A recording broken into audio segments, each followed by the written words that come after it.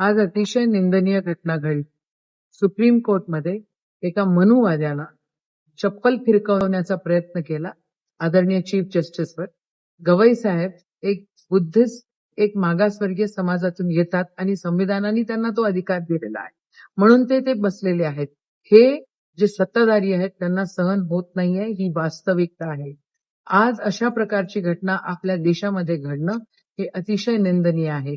2014 पासून जेव्हापासून भाजपचं सरकार आलेलं आहे तेव्हापासून आदिवासी असो, अल्पसंख्याक असो, मायनॉरिटीज असो, त्या ठिकाणी इतर मागासवर्गीय असो, त्यांच्यावर मोठ्या प्रमाणामध्ये अन्याय होताना आपल्याला दिसतो आहे.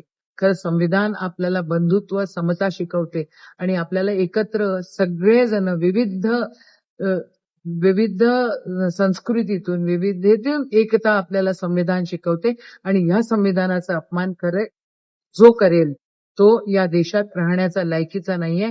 या संविधानाच्या रक्षणासाठी आमचा जीव गेला तरी चालेल, पण काँग्रेस म्हणून आम्ही सदैव त्या ठिकाणी राहू, असं या ठिकाणी बोलते. पुन्हा एकदा आज जे सुप्रीम कोर्टात घडलं त्याचा निषेध करते आणि माझे 2 शब्द संपवते.